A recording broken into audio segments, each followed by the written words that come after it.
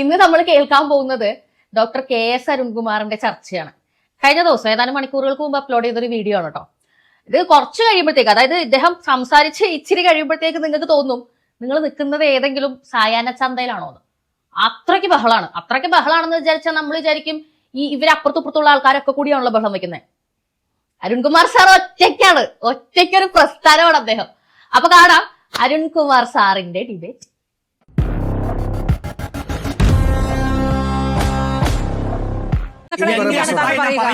എന്റെ അഭിപ്രായം ഞാൻ പറയും.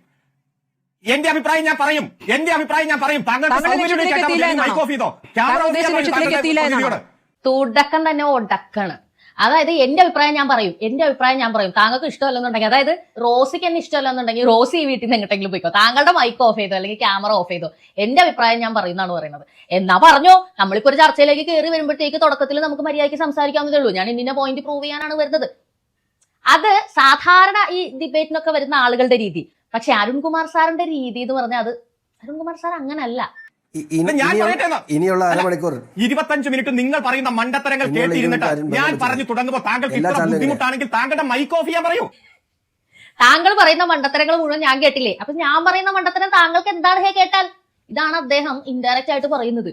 താങ്കൾ പറയുന്നതെല്ലാം ഞാൻ കേട്ടില്ലേ? അപ്പൊ നിങ്ങൾ പറയുന്നതൊക്കെ കേട്ടിട്ടുണ്ടെങ്കിൽ ഞാൻ പറയുന്നത് കേൾക്കണം. ഇപ്പൊ ഞാൻ പറയുന്നതിൽ എന്തെങ്കിലും കാര്യമുണ്ടോ, അതിലെന്തെങ്കിലും പോയിന്റ്സ് ഉണ്ടോ, അതിലെന്തെങ്കിലും അർത്ഥമുണ്ടോ, അതുകൊണ്ട് എന്തെങ്കിലും കാര്യമുണ്ടോ എന്നൊന്നും കാര്യമല്ല. പക്ഷേ CPM പ്രതിനിധിയാണെന്ന് പറഞ്ഞ് എന്നെ ഇവിടെ പിടിച്ച് ഇരുത്തി കഴിഞ്ഞാൽ ഞാൻ ഇങ്ങനെ സംസാരിക്കും. കേട്ടിട്ട് പോയാൽ മതി. ഇഷ്ടമല്ലാന്നുണ്ടെങ്കിൽ റോസി വീട്ടിൽ നോക്കും. ഇവിടെ പറഞ്ഞത് ആരോഗ്യ മേഖലയിൽ കേരളം 10 എണ്ണത്തിൽ ഉണ്ട് എന്ന് പറയുന്നത് കേട്ടു. BJPയുടെ പ്രതിനിധിയാ പറഞ്ഞ 10 എണ്ണത്തിൽ ഉണ്ടെന്ന് പറയുന്നു. മിസ്റ്റർ BJPയുടെ പ്രതിനിധി, നിങ്ങൾ കേൾക്ക്. അവസാനത്തെ 3 വർഷം ഈ ഇന്ത്യയിൽ ഏറ്റവും കൂടുതൽ സൗജന്യ ചികിത്സ കൊടുക്കുന്ന സംസ്ഥാനത്തിനുള്ള അവാർഡ് കേന്ദ്ര ഗവൺമെന്റ് തന്നെയാണ് ഈ കേരളത്തിന് തന്നത്. 30 ലക്ഷം പേർക്ക്.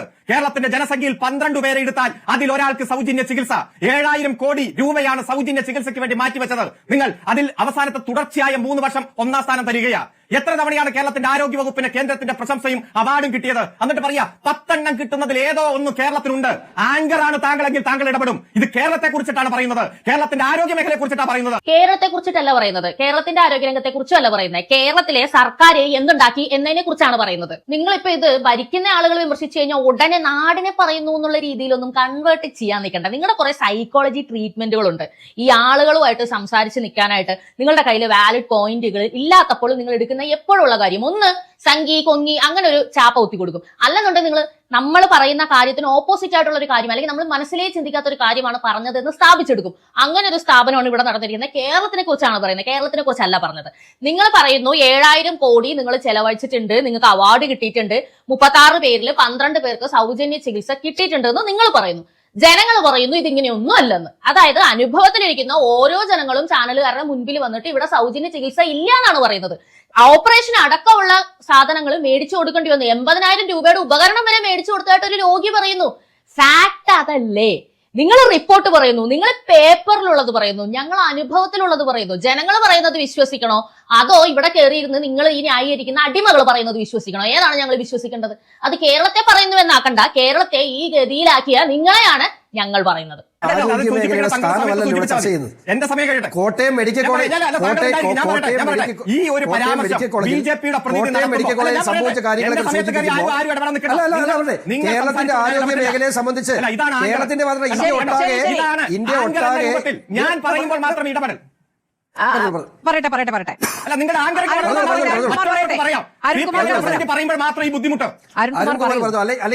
അല്ല ഈ ചർച്ച താങ്കളുടെ പല ചർച്ചകളിലും പറഞ്ഞിട്ടുണ്ടെങ്കിലും ഒരു പ്രധാനപ്പെട്ട പാർട്ടിയുടെ പ്രതിനിധി വന്ന് അത് തെറ്റാണെന്ന് ആ മര്യാദ താങ്കൾ കാണിച്ചില്ല എന്നതാണ് പറഞ്ഞത്. അല്ല, ഒന്നും ഉണ്ടായിരിക്കാൻ പറയും അദ്ദേഹത്തോട്. ഇതാണ് ലക്ഷ്യബോധമില്ലാത്ത ചർച്ച. ഒരാൾ പറയുമ്പോഴേക്കും പറഞ്ഞു ഉടക്കി ജനം മുഴുവൻ കേട്ടോട്ടെ എന്ന് വിചാരിക്കും. ഇതാണ് ഞാൻ പറഞ്ഞത്. ഇപ്പൊ നിങ്ങൾക്ക് തോന്നില്ലേ നിങ്ങൾ എവിടെയാണ് നിൽക്കുന്നത്? ദൈവം, ഇത് ഏതെങ്കിലും ചന്തയുടെ നടുക്കാണോ എന്നുള്ളത്. അത്രയധികം ലേലം വിളികളും ഒച്ചപ്പാടും വിളികളും ഒക്കെ ഉള്ള രീതിയിലാണ് ഒച്ചയെടുക്കുന്നത്. എന്നാൽ ഇദ്ദേഹം ഒറ്റക്കെടുക്കുന്ന ഒച്ചയാണെന്നുള്ളതാണ് എന്നെ അതിശയിപ്പിക്കുന്ന ഒരു കാര്യം. എന്താണെന്ന് വെച്ചാൽ മറ്റുള്ളവർ സംസാരിക്കാൻ ഇടയ്ക്ക് ശ്രമിക്കുന്നുണ്ട്, പക്ഷെ അവർ 1 തവണ 2 തവണ ഒക്കെയാണ് ഞങ്ങൾ ഒരു കാര്യം പറയട്ടെ എന്ന് പറഞ്ഞ് അത്രേ പറയുന്നുള്ളൂ. പക്ഷെ അദ്ദേഹം ഞാൻ പറഞ്ഞ അദ്ദേഹം ഒറ്റയ്ക്കൊരു പ്രസ്ഥാനമാണെന്നേ. CPM താങ്ങി നിർത്താൻ കെ.എസ്. അരുൺകുമാർ മാത്രം മതി. അദ്ദേഹം ഒറ്റയ്ക്കാണ് ഈ ബഹളം വയ്ക്കുന്നത്. ലാസ്റ്റ് ഷോൺ ജോർജിനും അതുപോലെ കോൺഗ്രസിന്റെ പ്രതിനിധിക്കും നവാസ് അദ്ദേഹത്തിനും പറ്റാണ്ടായി. അദ്ദേഹം ഷോൺ ജോർജിനോട് പറയാണ്, അതെ അരുൺകുമാറിന് സമയം കൊടുക്കും, അദ്ദേഹം പറഞ്ഞിട്ട് പോട്ടെ, അല്ലെന്നുണ്ടെങ്കിൽ ആരും സംസാരിക്കാൻ സമ്മതിക്കില്ലാന്ന്. ഷോൺ ജോർജ് പറയാണ് ശരിയാണ് അദ്ദേഹം പറയട്ടെ, അല്ലെങ്കിൽ ചർച്ച കുളവാക്കുന്നു. എന്തുവാണെന്ന് ആലോചിച്ച് നോക്കണേ. നമ്മൾ പറയില്ല ചില പിള്ളേര് കൊടുത്ത് വാശി പിടിച്ച് അലറി ബഹളം ഉണ്ടാക്കുമ്പോൾ അപ്പനും അമ്മയൊക്കെ പറയും അതങ്ങ് കൊടുക്കവനെ, അല്ലെങ്കിൽ ഇവിടെ ആർക്കും സമാധാനം ഉണ്ടാവില്ല, പോട്ടെ അതുകൊണ്ട് ശല്യമാണ് അല്ലെങ്കിൽ ഇത്. അതാണ് എനിക്കിപ്പോ ഓർമ്മ വരുന്നത്. CPM ഒരു മുതിർന്ന പ്രതിനിധിയെ പറ്റി, ഒരു അഡ്വക്കേറ്റ് ആയ ഒരു വ്യക്തിയെ പറ്റി ആളുകൾ ഇങ്ങനെ അഭിപ്രായപ്പെടേണ്ടി വരുന്നു. ഇങ്ങനെയുള്ള ആൾക്കാരെയൊക്കെ ആണല്ലോ നിങ്ങൾ ഡിഫെൻഡ് ചെയ്യാൻ അയക്കുന്നത്. എന്റെ ദൈവമേ, നിങ്ങൾക്ക് മൂന്നാം ഭരണം കിട്ടാനായിട്ട് വേറെ ആരും വേണ്ട, ഇതുപോലുള്ള കുറെ പേര് മതി. കാരണം ഈ കേരളത്തിൽ ഉണ്ടാകുന്ന ബാക്കി ഏത് പ്രശ്നവും ഉണ്ടല്ലോ ചിരിച്ചു തീർക്കാൻ ഇവര് ഭയങ്കര സ്ട്രെസ് ബസ്റ്റേഴ്സ് ആണ്, ഭയങ്കര അടിപൊളിയാണ്. മന്ത്രിമാർ പറഞ്ഞ വാചകം ഞാൻ പറയാം. JCB കൊണ്ടുവന്നിട്ടുണ്ട്, അതുകൊണ്ട് പരിശോധന നടത്തി വേറെ ആരെങ്കിലും ഉണ്ടോ എന്ന് നോക്കാമെന്ന എനിക്ക് തോന്നുന്നു ഈ KS അരുൺകുമാർ ഒരു മണിക്കത്തെ വാർത്തയാണ് കണ്ടിട്ടുണ്ടാവുക, അല്ലെന്നുണ്ടെങ്കിൽ ദേശാഭിമാനിയുടെ തള്ളു മാത്രമാണ് വായിച്ചിട്ടുണ്ടാവുക. അതെ, തുടക്കം മുതൽ ആലോചിച്ചാൽ, അതായത് 11 മണിക്ക് ഈ ഒരു സംഭവം സംഭവിക്കുന്നു, അതിനുശേഷം ഈ 2 മന്ത്രിമാരും ആ സ്ഥലത്ത് വരുന്നു, അതിനുശേഷം അവർ വാർഡിലേക്ക് പോവുകയോ അല്ലെങ്കിൽ ആളുകളോട് പോയിട്ട് ഇതെന്താ സംഭവിച്ചത്, നിങ്ങൾ ആരെങ്കിലും ഒക്കെ അവിടെ ഉണ്ടായിരുന്നോ, ഇത് യൂസ് ചെയ്യണതാണോ ഒന്നും ചോദിക്കാതെ സൂപ്രണ്ടിനോടും അവിടുത്തെ കുറെ ഇവരുടെ കിംവദന്തി ആൾക്കാരോടും ചോദിച്ചിട്ട് ഉടനെ മാധ്യമങ്ങൾക്ക് മുന്നിൽ വന്ന് തള്ളുന്ന ഒരു സീൻ ഉണ്ടായിരുന്നു. സാർ ആ സമയത്ത് ഉറങ്ങിപ്പോയായിരുന്നോ? ആ സമയത്ത് പറഞ്ഞത് ഇത് ഉപയോഗിക്കാത്ത കെട്ടിടമാണ്, ഇവിടെ ഒരു മനുഷ്യനും ഇല്ല, അതുകൊണ്ട് തന്നെ ആർക്കും അപകടമില്ല, ആകെ 3 പേർക്ക് ഒരു അപകടം പറ്റിയിട്ടുണ്ട്, അത് അത്ര ഗുരുതരമായിട്ടുള്ള കാര്യമൊന്നുമല്ല, അവരെ നമ്മൾ കാഷ്വാലിറ്റിയിലേക്ക് മാറ്റിയിട്ടുണ്ടെന്ന്. ഈ സീനിന്റെ സമയത്ത് അരുൺകുമാർ സാർ എവിടെയായിരുന്നു? അതിനുശേഷം അവിടെ അനധികൃതമായിട്ട്, അതായത് ഇവര് പ്രവർത്തിക്കുന്നില്ല എന്ന് പറഞ്ഞ കെട്ടിടത്തിൽ 100 പേരോളം അപ്പ ഉണ്ടായിരുന്നു, അവിടെ അഡ്മിറ്റ് ആയിരുന്നു, ഓർത്തോ വിഭാഗത്തിലൊക്കെ ഉണ്ടായിരുന്ന അഡ്മിറ്റ് ആയിട്ടുള്ള ആളുകൾ. ഇത് മാധ്യമങ്ങളും ഓടിക്കൂടിയ ജനവും അറിയാതിരിക്കാൻ വേണ്ടിയിട്ട് ഇപ്പുറത്തൂടെ അവരെ മാറ്റി 10-20 മിനിറ്റിനുള്ളിൽ മാറ്റിയിട്ട് കുറെ പേരെ വേറെ കുറെ സ്ഥലങ്ങളിൽ ഉൾക്കൊള്ളിച്ചു. ബാക്കി കുറെ പേരെ അടിയന്തരമായിട്ട് ഡിസ്ചാർജ് കൊടുത്തു വിടാനുള്ള ശ്രമം നടത്തി, കുറച്ചു പേർക്ക് ഡിസ്ചാർജ് കൊടുത്തു. ഇത് തടഞ്ഞ് നമ്മുടെ ചാണ്ടി ഉമ്മൻ MLA ആണ്. ഇതും ലൈവായിട്ട് അന്ന് കാണിച്ചുകൊണ്ടിരുന്നു ചാനലുകളിൽ. അപ്പോ KS അരുൺകുമാർ സാർ എവിടെയായിരുന്നു? അതിനുശേഷം ഒരു പെൺകുട്ടി കരയുന്നെന്നും ആ കുട്ടിയുടെ അമ്മയെ കാണാനില്ലെന്നും അമ്മ കുളിക്കാൻ വേണ്ടി അങ്ങോട്ട് പോയെന്നും വലിയ രീതിയിലുള്ള വാർത്ത പുറത്തെറിഞ്ഞ് JCB കൊണ്ടുവന്ന് രക്ഷാപ്രവർത്തനം നടത്തണം എന്ന് പറഞ്ഞ് ബഹളം വെച്ച് അതിനു വേണ്ടിയിട്ടുള്ള കാര്യങ്ങൾ ചെയ്ത സമയത്താണ് താങ്കൾ ഈ പറഞ്ഞ JCB കൊണ്ടുവരാൻ പറഞ്ഞിട്ടുണ്ട് എന്ന പ്രസ്താവന മന്ത്രി വാസവൻ നടത്തിയത്. അതിനു മുമ്പ് ഇത്തരം കാര്യങ്ങളല്ല പറഞ്ഞത്. ആർക്കും പരിക്ക് പറ്റിയിട്ടില്ല, ഉപയോഗിക്കാത്ത കെട്ടിടമായിരുന്നു. എന്നിട്ട് പരിശോധനയ്ക്ക് അല്ലെങ്കിൽ അവിടെ രക്ഷാപ്രവർത്തനത്തിന് പോയ ആൾക്കാരെ വരെ തടഞ്ഞു, പോലീസും ഇവരുടെ ബാക്കി സിൽബന്തി ആൾക്കാരും കൂടി. അതുകൊണ്ടാണ് അവര് 11 മണി മുതൽ 1 മണി വരെ ആ കോൺക്രീറ്റിനടിയിൽ ആരുടെയും ശ്രദ്ധയിൽപ്പെടാതെ കിടക്കേണ്ടി വന്നത്. എന്തൊരു അവസ്ഥയാണെന്ന് ആലോചിച്ച് നോക്കി. ഉള്ളിപ്പില്ലാണ്ട് ഉച്ചക്കത്തെ കാര്യം ബാക്കി സമയത്ത് നിങ്ങൾ ഇറങ്ങിപ്പോയായിരിക്കും, ഞങ്ങൾ ഉണർന്നിരിക്കുകയായിരുന്നു. കേരളത്തിലെ ജനങ്ങൾ ഇതെല്ലാം കാണുന്നുണ്ട്, നിങ്ങൾ എന്തൊക്കെ നുണകളാ പറയുന്നേ. സത്യം പറഞ്ഞാൽ ഇന്ന് മീഡിയ അല്ലെങ്കിൽ എല്ലാവർക്കും ആക്സസിബിൾ ആയിട്ടുള്ള രീതിയിൽ ഒരു മൊബൈലും അതിനകത്തൊരു ക്യാമറയും ഒക്കെ ഉള്ള കാലത്ത് വരെ നിങ്ങൾ പച്ച നുണ ഇങ്ങനെ പറഞ്ഞിട്ട് ആടിനെ പട്ടിയാക്കാൻ നോക്കി ജനങ്ങളെ പറ്റിക്കാൻ നോക്കുന്നു. ഇതൊന്നും ഇല്ലാത്ത കാലത്ത് എന്തൊക്കെയായിരിക്കും നിങ്ങൾ ചെയ്തിരിക്കുന്നത്? ഇപ്പൊ ഞങ്ങൾ അറിഞ്ഞു വെച്ചിരിക്കുന്ന അല്ലെങ്കിൽ പഠിച്ചിരിക്കുന്ന ചരിത്രമൊക്കെ യഥാർത്ഥത്തിൽ ഉണ്ടായതാണോ അല്ലെങ്കിൽ കുറെ ആൾക്കാർ ഉണ്ടാക്കിയതാണോ? ഈ പറയുന്ന പ്രകടനമൊക്കെ കാണുമ്പോൾ സംശയിച്ചു പോവുകയാണ്. നിങ്ങളെ വിശ്വസിക്കാൻ കൊള്ളില്ല എന്നതിന്റെ വലിയൊരു ഉദാഹരണമാണ് ഞങ്ങൾ കണ്ട കാഴ്ചകൾ നിങ്ങൾ ഇല്ല എന്ന് വരുത്തി തീർത്തുകളയും. നിയമസഭ തല്ലിപ്പൊളിച്ച കേസിൽ നിങ്ങൾ എന്താ പറഞ്ഞത്? എത്ര പച്ച നുണയാ പറഞ്ഞാൽ ഞങ്ങൾ ലൈവായിട്ട് കണ്ട കാര്യം. നവകേരള സദസ്സിൽ ആളുകളുടെ തല തല്ലിപ്പൊളിച്ചത് ഞങ്ങൾ ലൈവായിട്ട് കണ്ട കാര്യം. അത് രക്ഷാപ്രവർത്തനം എന്നല്ലേ നിങ്ങൾ പറഞ്ഞത്? ഇപ്പൊ ആ കോട്ടയം മെഡിക്കൽ കോളേജിൽ മന്ത്രി അങ്ങനല്ല പറഞ്ഞത്. നിങ്ങൾ നിങ്ങളുടെ അടിമകളെ കൊണ്ട് പാടിച്ച് ഒരു 4 വർഷത്തിനുള്ളിൽ വാസവ മന്ത്രി അങ്ങനെയാണ് പറഞ്ഞതെന്ന് വരുത്തി തീർക്കും. അതിന് മുമ്പ് പറഞ്ഞതൊക്കെ മായ്ച്ചു കളയും, ബാക്കിയുള്ളവരും മറന്നുപോകും, അവരതിന്റെ പുറകെ പോകില്ല, പക്ഷെ നിങ്ങൾ പോകും. ഇങ്ങനെയാണല്ലോ കാലങ്ങളായിട്ട് നിങ്ങൾ ജനങ്ങളെ വഞ്ചിച്ചുകൊണ്ടിരിക്കുന്നത് അല്ലേ? ഇതാണ് നിങ്ങളുടെ ലക്ഷ്യം. നിങ്ങൾക്ക് അല്ല നിങ്ങൾക്ക് വ്യാജ വാർത്തകൾ വെച്ച് ചർച്ച നടത്തണം 4-ാം ദിവസവും. നിങ്ങൾ നടത്തിക്കോന്നേ, നിങ്ങൾ എത്രയും നടത്തിക്കോ. ഞാൻ കുറച്ചു നേരം മിണ്ടാതിരുന്നല്ലോ. എന്താ മിണ്ടാതിരുന്നെന്താ? ഈ മണ്ടത്തരം ജനം കേൾക്കട്ടെ. എടുത്തു പ്രയോഗിക്കാൻ ഒരു ആയുധവും ഇല്ലാതാവുമ്പോ ഇവരുടെ കയ്യിലുള്ള ആയുധമാണ് ഒന്ന്. നിങ്ങൾ കളിയാക്കിക്കോ, നിങ്ങൾ വ്യാജ പ്രചരണം നടത്തിക്കോ, നിങ്ങൾ അങ്ങനെ ചെയ്തോ, ജനങ്ങൾക്കറിയാം. അതെ, ജനങ്ങൾക്കറിയാം. ജനങ്ങളെല്ലാവരും ഇപ്പൊ ലൈവായിട്ട് ന്യൂസ് കണ്ടുകൊണ്ടിരിക്കുന്ന ആളുകളാണ്. കാരണം എന്താന്ന് വെച്ചാൽ രാഷ്ട്രീയക്കാരെ ജനങ്ങൾക്ക് വിശ്വാസമല്ലാതായിരിക്കുന്നു. കുറെ നാളുകളായിട്ട് അത് അങ്ങനെയാണ്. കാരണം അവരുടെ അനുഭവത്തിലുള്ളത് നിങ്ങൾ ഈ പറയുന്ന കേരളമൊന്നുമല്ല. നിങ്ങൾ പറയുന്നു കോട്ടയം ജില്ലയെ അതിദരിദ്രർ ഇല്ലാത്ത ജില്ലയായിട്ട് പ്രഖ്യാപിച്ചു കഴിഞ്ഞിരുന്നു. ഈ കഴിഞ്ഞ ദിവസം മരിച്ച ചേച്ചി ദിവസക്കൂലി 300 രൂപയ്ക്ക് ജോലി ചെയ്തിരുന്ന ഒരു ചേച്ചിയായിരുന്നു, ഒരു ടെക്സ്റ്റൈൽ ഷോപ്പിൽ. ദിവസക്കൂലി 300 രൂപ എന്ന് പറഞ്ഞാൽ അതെന്താണ് ഒരാളുടെ സാമ്പത്തികമായിട്ടുള്ള സ്കെയിൽ എന്ന് നിങ്ങളൊന്ന് ആലോചിച്ച് നോക്കണം. ബീഹാറിൽ പോലും ദിവസക്കൂലി 400 500 ഒക്കെയാണ്. അപ്പൊ കേരളത്തിൽ 300 രൂപ ദിവസക്കൂലിക്ക് ഒരു വ്യക്തി ജോലി ചെയ്യുന്ന ഒരു ജില്ല എങ്ങനെയാണ് അതിദാരിദ്ര്യം ഇല്ലാത്ത ജില്ലയാവുന്നത്? മനസ്സിലാവുന്നില്ല. ഇതൊക്കെ നിങ്ങളുടെ പേപ്പറിലാണ് ഉള്ളത് എന്ന് ആലോചിക്കണം. നവംബർ 1-ാം തീയതി കേരളം മുഴുവൻ അതിദാരിദ്ര്യം ഇല്ലാത്ത ജില്ലയായിട്ട് നിങ്ങൾ പ്രഖ്യാപിക്കാൻ പോവുകയാണെന്ന് പറയുന്നു. സുരേഷ് ഗോപി എല്ലാവരെയും സഹായിക്കുന്നു എന്ന് പറഞ്ഞ് വീഡിയോ ചെയ്തപ്പോഴത്തേക്ക് സുരേഷ് ഗോപിയുടെ നമ്പർ കിട്ടുമോ എന്ന് ചോദിച്ചാൽ, ഇതാണോ സുരേഷ് ഗോപിയുടെ നമ്പർ എന്ന് ചോദിച്ചാൽ, എത്ര പേരാണ് ഒരു ദിവസം എന്നെ വിളിക്കുന്നതെന്ന് അറിയാമോ? പബ്ലിക് ഒപ്പീനിയൻ ചാനലിന്റെ നമ്പറിൽ. അതിദാരിദ്ര്യം ഇല്ലാഞ്ഞിട്ടാണോ? എത്ര പേര് ഒരു ദിവസം മിനിമം 4 പേര് എന്നെ വിളിക്കുന്നുണ്ട്, സഹായം വേണം സഹായം വേണം, അത്രയും അവസ്ഥയിലാണെന്ന് പറഞ്ഞുകൊണ്ട്. ഈ കേരളത്തിൽ അതിദാരിദ്ര്യം ഇല്ലെന്ന് നിങ്ങൾ പേപ്പറിൽ എഴുതി വെക്കും. അതിന്റെ പേരിൽ അവിടെ ഇവിടെയും പോയി അവാർഡ് വാങ്ങും. പേപ്പറിൽ എഴുതി വെച്ചിട്ടാണല്ലോ അവാർഡ് വാങ്ങുന്നത്. അവരാരും ജനങ്ങളുടെ അടുത്ത് വന്ന് ചോദിക്കാറില്ല ഈ അവാർഡ് മേടിക്കാൻ അല്ലെങ്കിൽ കൊടുക്കാൻ അവരെ യോഗ്യരാണോ എന്നുള്ളത്. അതാണല്ലോ നിങ്ങളുടെ ധൈര്യം. നിങ്ങൾ എന്നിട്ട് അവസാനം ഇങ്ങനെ മെഴുകും. ജനങ്ങൾ കാണുന്നുണ്ട് എന്നത് കണ്ടാൽ മതി.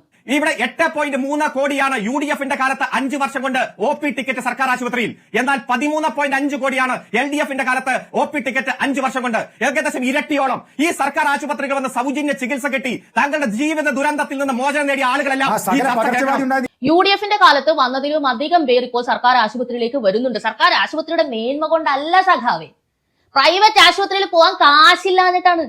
ആളുകൾ അത്രയധികം സാമ്പത്തിക ബുദ്ധിമുട്ടിലാണ് ഇപ്പോൾ ജീവിക്കുന്നത്. ഏത് ആശുപത്രിയിൽ പോയാലും ജീവൻ കിട്ടാൻ ഭാഗ്യം ഉണ്ടെങ്കിലേ കിട്ടുള്ളൂ. അതാണ് ഇപ്പോൾ കേരളത്തിന്റെ അവസ്ഥ. പ്രൈവറ്റിൽ പോയാലും ശരി, സർക്കാർ ആശുപത്രിയിൽ പോയാലും ശരി. പ്രൈവറ്റിൽ എന്തെങ്കിലും സംഭവിച്ചാലും നിങ്ങൾ ചോദിക്കില്ല, നിങ്ങൾ ഗവൺമെന്റ് ചോദിക്കില്ല. യാതൊരു രീതിയിലുള്ള കേസോ തുടർ നടപടികളോ ഒന്നും നിങ്ങൾ ഉണ്ടാക്കില്ല. സർക്കാർ വക എന്തെങ്കിലും സംഭവിച്ചാലും നിങ്ങൾ ചോദിക്കില്ല. ആളുകളുടെ അവസ്ഥ കൊണ്ടാണ് അവർ സർക്കാർ ആശുപത്രിയിൽ വരുന്നത്. പിന്നെ സർക്കാർ ആശുപത്രി എന്ന് പറയുന്നത് പിണറായി വിജയൻ കയറിയ പിറ്റേ ദിവസം ആയതല്ല ഈ നിലവാരത്തിൽ. കുറെ വർഷങ്ങളായിട്ട് കേരളത്തിന്റെ ആരോഗ്യ മേഖല കീപ്പ് ചെയ്തു പോകുന്നൊരു നിലവാരമുണ്ട്. ഇപ്പൊ അതിനേക്കാളും താഴെ പോയി എന്നുള്ളതാണ് നമ്മൾ ചർച്ച ചെയ്തുകൊണ്ടിരിക്കുന്നത്. എല്ലാവരും പറയുന്നുണ്ട് ബ്രിങ് ബാക്ക് ശൈലജ ടീച്ചറമ്മ നല്ല ആരോഗ്യമന്ത്രിയായിരുന്നു, അവരെ കൊണ്ടുവന്നാൽ കുറച്ചും കൂടി നന്നായിട്ട് കൈകാര്യം ചെയ്യുന്നു. എനിക്ക് തോന്നിയിട്ടുള്ള ഒരു കാര്യം എന്താണെന്ന് വെച്ചാൽ, ശൈലജ ടീച്ചർ നല്ല രീതിയിൽ PR ചെയ്യാൻ കഴിവുള്ള ഒരു വ്യക്തിയായിരുന്നു. അവർ ഉണ്ടാക്കി വെച്ച അല്ലെങ്കിൽ അവരുടെ കയ്യിൽ നിന്നോ അവരെ നിർബന്ധിതമാക്കപ്പെട്ടോ ഉണ്ടായ പിഴവുകളെല്ലാം വിദഗ്ധമായി ഒളിച്ചു വെക്കാനായിട്ട് അവർക്ക് കഴിഞ്ഞിരുന്നു. അതിനുശേഷം വളരെ കൃത്യമായിട്ട് അത് നല്ല രീതിയിൽ അവർ PR നടത്തി കൃത്യമായി അത് വീണയുടെ കയ്യിലേക്ക് എത്തി. പക്ഷെ വീണ ജോർജിന് ഈ ഒളിച്ചു വെക്കാനും PR ചെയ്യാനുള്ള കഴിവ് അത്രയധികം ഇല്ലായിരുന്നു എന്ന് വേണം കാണാൻ. കാരണം ഇപ്പോൾ ആരോഗ്യ മേഖലയിൽ കുത്തഴിഞ്ഞു കിടക്കുന്ന കാര്യങ്ങൾ, പ്രശ്നങ്ങൾ എല്ലാം ഒന്ന് ഡിഗ് ചെയ്തെടുക്കുകയാണെങ്കിൽ അത് വീണ കയറിയപ്പോൾ മുതൽ തുടങ്ങിയതല്ല, അതിന് മുന്നേ ഉള്ളതാണ്. അതിനർത്ഥം എന്താണ്? ഇടതുപക്ഷം കയറിയതിന് ശേഷം 7,000-8,000 കോടി രൂപ ആരോഗ്യ മേഖലയ്ക്ക് വേണ്ടി കേന്ദ്ര സർക്കാർ മാത്രം നൽകി എന്ന് പറയുന്നുണ്ട്. 1-ാം പിണറായി സർക്കാരിന്റെ കാലത്തും നൽകി, 2-ാം പിണറായി സർക്കാരിന്റെ കാലത്തും നൽകി, ഇവർ തന്നെ പറയുന്നുണ്ട്. പക്ഷേ ഇവർ എല്ലാം പറയുന്നത് ഇപ്പോൾ ആശുപത്രി നവീകരണത്തിന് ഉപയോഗിച്ചിരിക്കുന്ന ഫണ്ട് എല്ലാം കിഫ്ബിയുടേതാണെന്നാണ്. അപ്പോൾ കേന്ദ്ര സർക്കാർ നൽകിയ ഫണ്ട് എവിടെ പോയി? ഈ പറയുന്ന ആരോഗ്യം ഫ്രീ ആയിട്ട് ചികിത്സ ലഭിച്ചു എന്ന് പറയുന്ന വ്യക്തികളുടെ ഡീറ്റെയിൽസ് എന്താണ്? അപ്പൊ നമുക്കൊന്ന് അന്വേഷിക്കാനാണെങ്കിൽ തന്നെ ഇവർ ആരൊക്കെയാണ്, ഇവരുടെ അഡ്രസ്സും കാര്യങ്ങളും എന്താണ്, ഇത് നമുക്ക് അറിയാൻ എന്തെങ്കിലും മാർഗമുണ്ടോ? ഇപ്പൊ നമ്മളൊരു വിവരാവകാശം കൊടുത്താൽ തന്നെ ഒന്നും ക്ലിയർ അല്ല. അതായത് 1-2 കാര്യങ്ങൾ മെൻഷൻ ചെയ്തിട്ട് ബാക്കി വിവരങ്ങൾ ലഭ്യമല്ല എന്നുള്ള രീതിയിലാണ് ഇവർ വിവരാവകാശ രേഖ തന്നെ തരുന്നത്. അപ്പൊ നമ്മൾ എങ്ങനെയാണ് ഈ ഡാറ്റ വെച്ച് നമ്മൾ കാര്യങ്ങൾ വ്യക്തമായി വെരിഫൈ ചെയ്യുന്നത്? ഇവരുടെ ആൾക്കാരല്ല മൊത്തം ഡാറ്റ കൊടുക്കാൻ വേണ്ടിയിട്ട് മൊത്തം ഇവരുടെ ആൾക്കാരെ കുത്തിത്തിരിക്കുകയല്ല. നമ്മൾ എങ്ങനെ അറിയും? അല്ല, ഫണ്ട് ഇവരുടെ ആൾക്കാരുടെ പേര് അടിച്ചു മാറ്റിയതല്ലെന്ന് എങ്ങനെ അറിയും? പ്രളയ ഫണ്ട് തട്ടിപ്പൊക്കെ എങ്ങനെയായിരുന്നു സംഭവിച്ചുകൊണ്ടിരുന്നത്? അപ്പൊ ഇതെല്ലാം ഇവിടെ കിടക്കെ നിങ്ങൾ മേന്മ പറയുന്നതെല്ലാം യാഥാർത്ഥ്യം മറ്റൊന്നാണെന്ന് നിങ്ങൾ തിരിച്ചറിയണം. ജനങ്ങൾ അത് തിരിച്ചറിയുന്നുണ്ട്. കേരളത്തിന്റെ ആരോഗ്യ വകുപ്പിനെ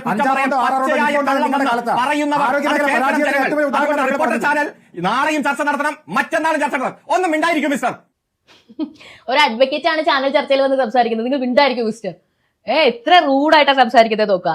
ഇദ്ദേഹം ഈ കോടതിയിലൊക്കെ എങ്ങനെയായിരിക്കോ എനിക്ക് മനസ്സിലാവുന്നില്ല. എങ്ങനെയാണ് താങ്കളുടെ ഒക്കെ വാദം കേട്ടിരിക്കുന്ന ജഡ്ജിയുടെ ഒക്കെ അവസ്ഥ? അയ്യോ, താങ്കൾ ഇങ്ങനെയാണ് സംസാരിക്കുന്നത് അല്ലെ? ഈ രീതിയിലാണ് ചാനൽ ചർച്ചയിൽ വന്ന് സംസാരിക്കുന്നത്. പക്ഷെ ഭയങ്കര ഇൻട്രസ്റ്റിംഗ് ആയിട്ടുണ്ട് കേട്ടോ. എനിക്ക് നല്ല രസമാണ് തോന്നുന്നത്. നമ്മള് ഒരു അപ്പുറത്തെ വീട്ടിലൊക്കെ വഴക്കെടുക്കുമ്പോൾ നമ്മളിങ്ങനെ നോക്കിയിരിക്കില്ലേ, ഓ എന്താ അടി എന്ന് പറഞ്ഞൊരു സാധനം, ആ ഒരു ഫീല്. നിങ്ങൾ 2021 വലിയ ചർച്ച നടത്തിയില്ലേ? പൊലിപ്പിച്ചില്ലേ? എന്തൊക്കെയായിരുന്നു? LDF ഗവൺമെന്റിനെ ആക്രമിക്കാൻ എല്ലാ കേന്ദ്ര ഇൻവെസ്റ്റിഗേഷൻ ഏജൻസികളെയും കൊണ്ടുവന്ന് BJP നടത്തിയ ആക്രമണം ഉണ്ടല്ലോ. കോൺഗ്രസും മാധ്യമങ്ങളും എല്ലാം എത്ര മണിക്കൂറാ മാറ്റിവെച്ച് ഈ ആങ്കർ തന്നെ എത്ര ദിവസങ്ങൾ ചർച്ച നടത്തി, എത്ര മാസങ്ങൾ ചർച്ച നടത്തി. ഇന്ത്യയിൽ ഇടതുപക്ഷത്തിന്റെ പ്രശസ്തി എന്താ ചോദിച്ചത്? 91-ൽ നിന്ന് 99-ആയും 45%-ൽ നിന്ന് 45.3% വോട്ടായും ഈ കേരളത്തിൽ ചരിത്രത്തിൽ ആദ്യമായി ഭരണ തുടർച്ച നേടിയത് ഇടതുപക്ഷ. ഭരണ തുടർച്ചയുടെ കാര്യങ്ങളിലേക്ക് പോകാം. എങ്ങനെയാണ് കേരളം ഭരണ തുടർച്ച നേടിയത്? നമ്മൾ എല്ലാവരും ചിന്തിക്കുന്ന ഒരു കാര്യമാണ്, എങ്ങനെയാണ് പിണറായി വിജയൻ ഭരണ തുടർച്ച നേടിയത്? ഒന്ന്, അന്ന് ഭയങ്കരമായിട്ട് ശബരിമല വിഷയം കാര്യങ്ങൾ പൊങ്ങി വന്നത് 1-ാം പിണറായി സർക്കാരിന്റെ കാലത്തായിരുന്നു. ആ സമയത്ത് ധാർഷ്ട്യത്തോടുകൂടി ശബരിമലയിൽ സ്ത്രീ പ്രവേശനം സാധ്യമാക്കിയേ തീരൂ എന്ന് പറഞ്ഞു വാശി പിടിച്ച പിണറായി വിജയൻ പാർലമെന്റ് ഇലക്ഷനിൽ തോറ്റ് തൊപ്പിയിട്ട് ഒരൊറ്റ സീറ്റ് മാത്രമായതോടുകൂടി ഗാലറി എതിരാണെന്ന് തിരിച്ചറിഞ്ഞ് കണ്ടം പറഞ്ഞു. അതിനുശേഷം ആളുകൾക്ക് മുഴുവനും കൊറോണ സമയത്ത് കിറ്റ് നൽകി അവരുടെ പ്രീതി പിടിച്ചു പറ്റി. കിറ്റും പെൻഷനും അതുപോലുള്ള കാര്യങ്ങളും ഒക്കെ കൊടുത്തുകൊണ്ട് അവർക്ക് സാമ്പത്തികമായും അതുപോലെ ആളുകളോടൊപ്പം സൗജന്യമായി കുറെ വാരിക്കോരി നൽകി നിൽക്കുന്നു എന്ന രീതിയിൽ കാണിച്ചുകൊണ്ട് കൊറോണയെ നല്ല രീതിയിൽ നേരിട്ടു. അതായത് ഏറ്റവും കുറഞ്ഞ മരണങ്ങൾ കേരളത്തിലാണ് ഉണ്ടായിട്ടുള്ളത്. അതേപോലെ ഏറ്റവും കൂടുതൽ അവാർഡുകൾ നാഷണലി ഒക്കെ ലഭിച്ചത് കേരളത്തിനാണ്. കേരളം എങ്ങനെ നേരിട്ടു എന്നതിനെ കുറിച്ച് പഠിക്കാനൊക്കെ ഒരുപാട് ആളുകൾ വരുന്നു. ഇങ്ങനെയൊക്കെ PR ചെയ്തുകൊണ്ട് വലിയൊരു ക്യാപ്റ്റൻ ആണ് അദ്ദേഹം എന്ന് കാണിച്ചുകൊണ്ടാണ് അവര് ആദ്യത്തെ വർഷത്തെ അവരുടെ ഇലക്ഷൻ വർക്കുകൾ നടത്തിയത്. അത് ഒരു 80% വർക്ക് ആവുകയും ചെയ്തു. ഇനി രണ്ടാമത്തെ ഇലക്ഷന്റെ റിസൾട്ട് വരുന്ന ആ ദിവസം നിങ്ങൾ ഓർക്കുന്നുണ്ടോ? അന്നത്തെ ദിവസം ശരിക്കും എന്തായിരുന്നു അവസ്ഥ? അതായത് പോസ്റ്റൽ വോട്ടുകൾ തുറന്ന് എണ്ണുന്നതിന് മുൻപ് വരെ പല സ്ഥലത്തും BJP ആയിരുന്നു ലീഡ്. തൃശ്ശൂര് എനിക്ക് ഓർമ്മയുണ്ട്, പാലക്കാട് എനിക്ക് ഓർമ്മയുണ്ട്, അന്ന് ശ്രീധരൻ സാറായിരുന്നു നിന്നിരുന്നത്, തൃശ്ശൂര് സുരേഷ് ഗോപി ആയിരുന്നു. അങ്ങനെ ഒരുപാടിടത്ത് BJP ഒന്നാമത് ലീഡ് ചെയ്യുന്നുണ്ടായിരുന്നു. എന്നാൽ പോസ്റ്റൽ വോട്ടുകൾ പൊട്ടിച്ചതോടെ നില നേരെ തിരിയുകയും CPM ലീഡാവുകയും വിജയിക്കുകയും ചെയ്തു. പോസ്റ്റൽ വോട്ടുകളെ സംബന്ധിച്ച് വലിയ രീതിയിലുള്ള ആക്ഷേപം അന്ന് തന്നെ പുറത്തു വന്നിരുന്നു. ശശികല ടീച്ചറുടെ അമ്മ തന്റെ പോസ്റ്റൽ വോട്ട് വീട്ടിൽ നിന്നും എടുത്തുകൊണ്ട് പോയത് ഒരു ബിഗ് ഷോപ്പറിലാണ് എന്ന പരാതിയുമായി രംഗത്ത് വന്നിരുന്നു. ശരിക്കും ഒരു പെട്ടിയിലാണ് ഇത് ക്ലോസ്ഡ് ആയിട്ട് ഇട്ടുകൊണ്ട് പോകേണ്ടത്. അതായത് ബൂത്തിൽ വന്ന് വോട്ട് ചെയ്യാൻ സാധിക്കാത്ത വയോജനങ്ങളെ വീട്ടിൽ ചെന്നിട്ട് അവരുടെ ആ ഒരു വോട്ട് രേഖപ്പെടുത്തുന്ന സംവിധാനത്തെയാണ് നമ്മൾ പോസ്റ്റൽ വോട്ട് എന്ന് പറയുന്നത്. അപ്പൊ അവര് അവിടെ ഇരുന്ന് അവരുടെ വോട്ട് ആരെയാണോ അത് രേഖപ്പെടുത്തി ഈ വരുന്നയാളോ അല്ലെങ്കിൽ ഇത് കളക്ട് ചെയ്യാൻ വരുന്ന ഈ ഇലക്ഷന്റെ ഓഫീസേഴ്സ് ഒന്നും അറിയാതെ, അവരെ ഒന്നും കാണിക്കാതെ ഈ പെട്ടിയിൽ നിക്ഷേപിക്കുക എന്നതാണ് ചെയ്യുക. പക്ഷെ അതിനു പകരം ഇവർ ബിഗ് ഷോപ്പറിൽ ഇത് കളക്ട് ചെയ്തു. അപ്പൊ അന്ന് തന്നെ അതിനെക്കുറിച്ച് സംസാരിച്ചപ്പോൾ ഇത് ഇങ്ങനെയാണെന്ന് പറഞ്ഞ് അവർ ഉഴപ്പിപ്പോയി എന്നുള്ള രീതിയിൽ ഒരു പരാതി വന്നെങ്കിലും ശശികല ടീച്ചറുടെ അമ്മ ആയതുകൊണ്ട് തന്നെ ആ പരാതി ശ്രദ്ധിക്കപ്പെട്ടുമില്ല, ചർച്ചയിൽ വന്നുമില്ല. എന്നാൽ ഈ ശ്രദ്ധേയമായ മാറ്റം ഞാൻ അന്ന് ശ്രദ്ധിച്ച ഒരു സംഗതിയാണ്. ഈ കുറച്ച് നാളുകൾക്ക് മുമ്പാണ് സുധാകരൻ പോസ്റ്റൽ വോട്ടുകളിൽ ഞങ്ങൾ കൃത്രിമം കാണിച്ചിരുന്നു എന്ന വസ്തുത പുറത്തു പറഞ്ഞുകൊണ്ട് രംഗത്ത് വന്നത്. അപ്പോൾ രണ്ടാം പിണറായി സർക്കാർ എങ്ങനെ വന്നു എന്ന് KS അരുൺകുമാർ സത്യം പറഞ്ഞാൽ ഞങ്ങളെ പഠിപ്പിച്ച് തരേണ്ടതില്ല. ഞങ്ങൾക്ക് അത് മനസ്സിലാകുന്നുണ്ട്. ആളുകളുടെ പിന്തുണ ഉണ്ടായിട്ടുണ്ട്. ആളുകളെ സൈക്കോളജിക്കലി ഇവിടത്തെ ആളുകളുടെ ദാരിദ്ര്യത്തെ ചൂഷണം ചെയ്തുകൊണ്ട് നിങ്ങൾ സ്വാധീനിച്ചിട്ടുണ്ട്. അതിലുപരി ഇങ്ങനൊരു കാര്യവും ഇതിൽ നടന്നിട്ടുണ്ട് എന്നത് കൃത്യമായി തന്നെ ഞാൻ സംശയിക്കുന്നു. കാരണം ഞാൻ TV അത് കണ്ടുകൊണ്ടിരുന്നപ്പോൾ ഞാൻ ശ്രദ്ധിച്ചതാണ്. അതിന്റെ പിറകിനാണ് സുധാകരന്റെ പ്രസ്താവന വരുന്നത്, ശശികല ടീച്ചറുടെ അമ്മയുടെ ഈ പരാതിയും ശ്രദ്ധയിൽപ്പെടുന്നത്. ഇപ്പോഴും ഞാൻ ആളുകളോട് പറയും, രണ്ടാമത് വിജയിച്ച വിജയം എന്ന് പറയുന്നത് പൂർണ്ണമായും ജനം കൊടുത്ത പിന്തുണയാണെന്ന് അവകാശപ്പെടാനില്ല. ആദ്യത്തേത് ചേച്ചിയെ കാണിച്ച് അനിയത്തിയെ കെട്ടിക്കുന്ന പരിപാടിയായിരുന്നു. അതായത് അച്യുതാനന്ദനെ കാണിച്ച് അദ്ദേഹമാകും മുഖ്യമന്ത്രി എന്ന് ജനങ്ങളെ വിശ്വസിപ്പിച്ച് അദ്ദേഹം ഭരിച്ചിരുന്നപ്പോൾ ഉണ്ടായിരുന്ന പോലുള്ള നല്ല ഒരു മന്ത്രിസഭ ഉണ്ടാകുമെന്ന് പ്രതീക്ഷയോടുകൂടി അവരെ കൊണ്ട് വോട്ട് ചെയ്യിപ്പിച്ച് പിണറായി വിജയൻ കേറി മുഖ്യമന്ത്രിയായി. ഇതല്ലേ സംഭവം? ഇതെല്ലാവർക്കും അറിയാമല്ലോ. ഇപ്പോ ഉള്ള ആളുകൾക്കും അന്ന് രാഷ്ട്രീയം ശ്രദ്ധിക്കാത്തവർക്കും അറിയാതിരുന്നിരിക്കും. പക്ഷേ കൃത്യമായി ശ്രദ്ധിച്ച ആളുകൾക്ക് ഇതറിയാവുന്ന സംഗതിയാണ്. ഞാൻ പറയുന്നത് ശരിയല്ലേ? അപ്പോ നിങ്ങൾ ഇതിൽ എന്ത് മേന്മയാണ് നിങ്ങൾക്ക് അവകാശപ്പെടാനുള്ളത്? നിങ്ങൾ ജനങ്ങളുടെ സപ്പോർട്ട് കൊണ്ട് വിജയിച്ചവരല്ല. നിങ്ങൾക്ക് ഇതിൽ എന്ത് മേന്മയാണ് അവകാശപ്പെടാനുള്ളത്?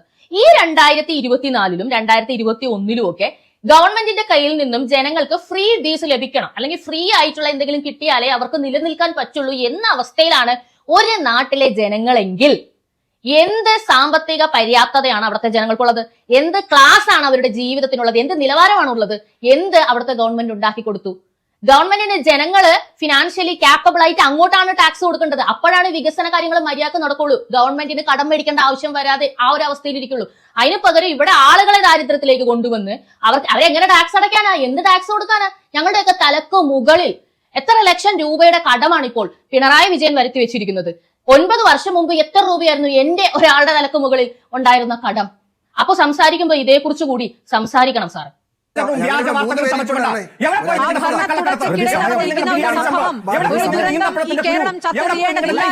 ഇനി ചന്ത പ്രോമാക്സ് ആണ്. അതായത് അടിപിടിയോട് അടിപിടി. അദ്ദേഹത്തിന് അവിടെ നിന്ന് ഇറങ്ങി വന്ന് ഇവരെയൊക്കെ അടിച്ച് നേരപ്പാക്കാൻ പറ്റുമായിരുന്നെങ്കിൽ അതും അദ്ദേഹം ചെയ്തത്. അത്രയും എനിക്ക് തോന്നുന്നത് ബ്ലഡ് പ്രഷർ കൂടുതലാണെന്ന് തോന്നുന്നുണ്ട് കേട്ടോ. ഒന്ന് ഹോസ്പിറ്റലിൽ കാണിച്ച് ഒരു ടാബ്ലറ്റ് എടുക്കുന്നത് ആരോഗ്യത്തിന് വളരെ നല്ലതായിരിക്കും.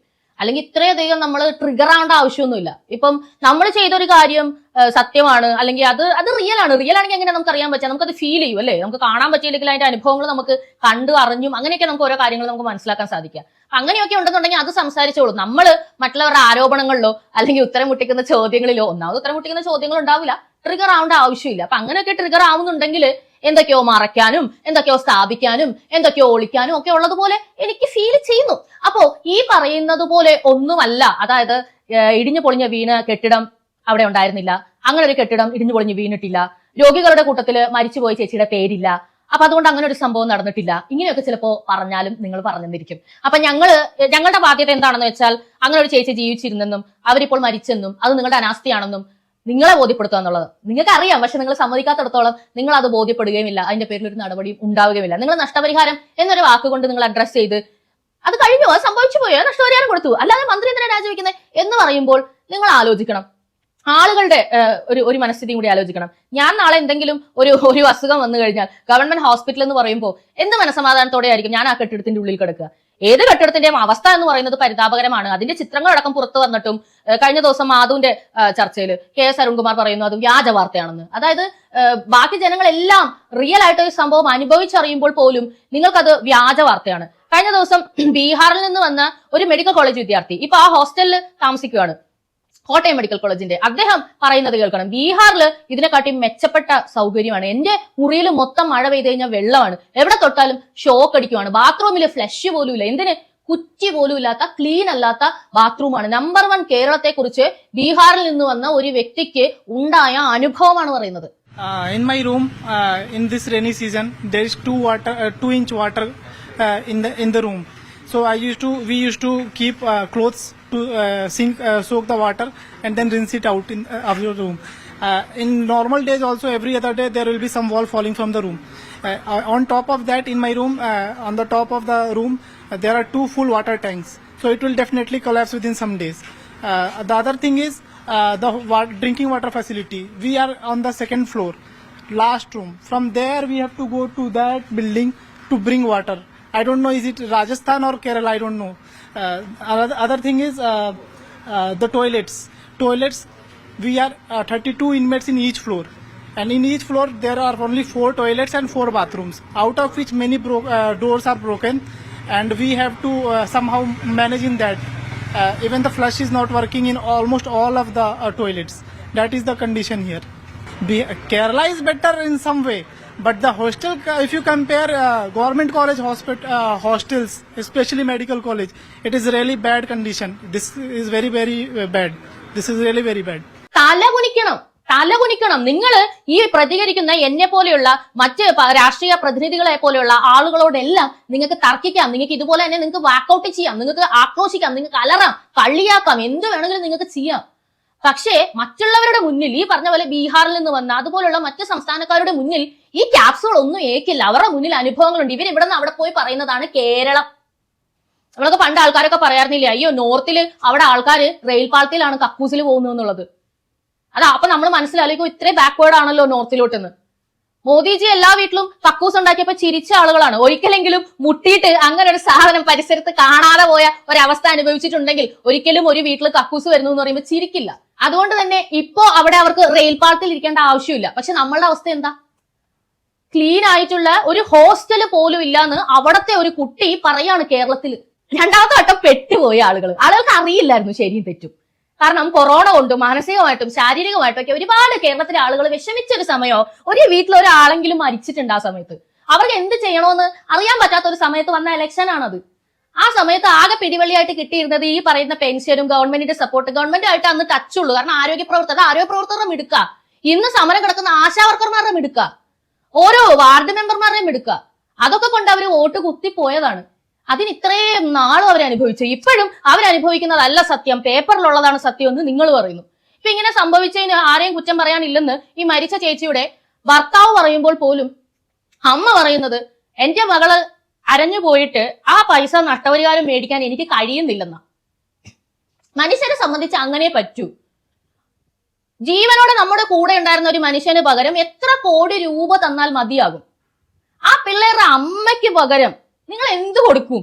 ഭൂമിയിൽ ഒരു മനുഷ്യന്റെ അമ്മയ്ക്കും അച്ഛനും പകരം കൊടുക്കാൻ ആരെങ്കിലും ഉണ്ടോ? അതിന് വേറൊരു സബ്സ്റ്റിറ്റ്യൂട്ട് ഇല്ല. നിങ്ങൾ എന്ത് കൊടുത്താൽ മതിയാകും? ചില ആളുകൾ ഗവൺമെന്റിനൊപ്പമാണ് ഇത് മതി എന്ന് പറഞ്ഞു പോയേക്കാം. അത് അവരുടെ മനസ്സിന്റെ എന്താ പറയാ, എന്തോ ഒരു ഇതാണ് അവരങ്ങനെ പറയുന്നത്. പക്ഷെ എല്ലാവർക്കും അത് പറ്റണമെന്നില്ല. നിങ്ങൾ വളരെ ഈസി ആയിട്ട് സംഭവിച്ചു എന്ന് പറയുന്നു. വെറുതെ വഴി കൂടെ നടന്നു പോയ ഒരാളാണെന്ന് ആലോചിക്കണം. ഒരു അസുഖമായിട്ട് വന്നതുപോലും അല്ല അവിടെ. എന്നിട്ടും നിങ്ങൾ ഇങ്ങനെ തർക്കിക്കുന്നു, ഇങ്ങനെ ഞങ്ങളെ പൊട്ടന്മാരാക്കുന്നു. ജനങ്ങളെ, നിങ്ങളോട് എനിക്ക് പറയാനുള്ളത് മുൻപത്തെ വീഡിയോയിൽ പറഞ്ഞു പോയിട്ടുള്ള അതേ കാര്യങ്ങൾ തന്നെയാണ്. ഗവൺമെന്റ് തലത്തിൽ എന്തിനെങ്കിലും ഒക്കെ പോകുമ്പോൾ നിങ്ങൾക്ക് വലിയ രീതിയിലുള്ള ബുദ്ധിമുട്ടുകൾ അനുഭവപ്പെടുകയാണ്. അവിടെ നിങ്ങൾക്ക് ലഭിക്കേണ്ട അവകാശങ്ങൾ ലഭിക്കുന്നില്ലെന്നുണ്ടെങ്കിൽ ദയവേത് നിങ്ങളുടെ ഫോൺ എടുത്തിട്ട് ഷൂട്ട് ചെയ്യാം. നിങ്ങളെ പിള്ളേര്, വീട്ടിലുള്ള കൊച്ചു പിള്ളേരായിക്കോട്ടെ അല്ലെങ്കിൽ മക്കളായിക്കോട്ടെ, അവരടുത്ത് ചോദിക്കുക എങ്ങനെയാണ് ഞാൻ ഇതിൽ വീഡിയോ ഷൂട്ട് ചെയ്യേണ്ടത്, FBയിൽ ലൈവ് പോകേണ്ടത് എങ്ങനെയാണ്, ഒരു FB അക്കൗണ്ട് എങ്ങനെ ഉണ്ടാക്കണം, ഇതെല്ലാം പഠിച്ചോളൂ, ഇതെല്ലാം ചെയ്തു വെക്ക്. എന്നിട്ട് ഒരു സാഹചര്യം ഉണ്ടായാൽ ഇത് ജനങ്ങളെ കാണിക്കുക. കാരണം മാധ്യമങ്ങളിലൂടെ ഇവർ PR മാത്രമേ നമ്മുടെ മുന്നിൽ എത്തിക്കൂ. യാഥാർത്ഥ്യം മറച്ചു വെക്കാൻ ഇവർ മാക്സിമം ശ്രമിച്ചുകൊണ്ടിരിക്കും. അവര് പ്രതികരിക്കും, ഇവര് പ്രതികരിക്കും, പ്രതിപക്ഷ നേതാവ് പറയും, UDF ചെയ്യും, BJP ചെയ്യും എന്നൊന്നും പറഞ്ഞ് നമ്മൾ ഇരിക്കരുത്. നമ്മൾ ചെയ്യാനുള്ളത് നമ്മൾ ചെയ്യണം.